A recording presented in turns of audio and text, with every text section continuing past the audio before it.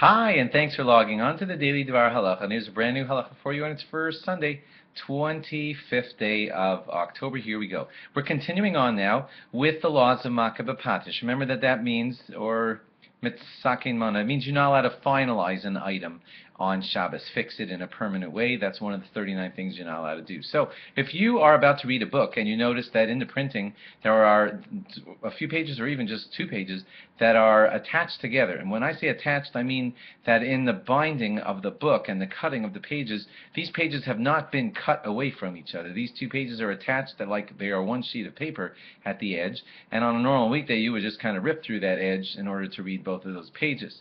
Well, you're not allowed to do that on Shabbos because that would be completing, making the book up into a book once those 2 pages are separated from each other, so you're not allowed to do that.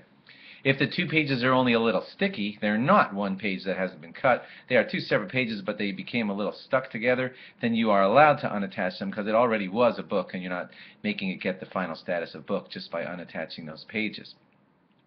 But if the stickiness is something that makes them stuck on the letters, like let's say a piece of gum got in there and the 2 pages are stuck by the piece of gum, and when you pull those pages apart, some of the letters are going to rip off from where they're supposed to be on that page, then that could be an erasing problem, and therefore when they're stuck on the letters you can't unattach those pages either. Don't create a book cover on Shabbos. That's also forming a kind of sort of vessel type of arrangement, and you're not allowed to do that on Shabbos. If you have a ball, like what the kids want to play with in the playroom in your home, and it's never been blown up before, and you want to blow up that ball like a beach ball on Shabbos for the first time, you're not allowed to do that because that's making it into a ball. It never really reached that status yet, and you are getting it there for the first time on Shabbos, which you're not allowed to do. What you could probably kind of deduce from that the next law we're going to say is that if you're just reinflating that ball, and it has been in the shape of a ball times before when it was blown up, it just lost its air and it needs to be re-blown up again, that you are allowed to do on Shabbos because the ball was already completed into being a ball the last time it was done. You're just getting it there again. That's not called creating.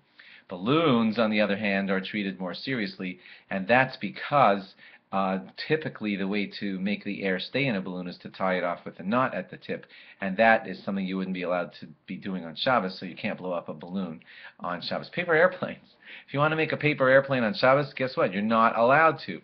Even if you'll say it's a one-time use, I'm just folding it and shooting it and that's it, but you just fashion something into something which you're not allowed to do on Shabbos, so no paper airplanes making on Shabbos. And lastly, almost needless to say, no sharpening pencils on Shabbos. A dull pencil is kind of sort of not usable by you, and you're sharpening it to make it usable, and it's a writing implement anyway, a whole bunch of problems, so no pencil sharpening on Shabbos. Thanks for logging on, and log on again tomorrow for more. Bye-bye.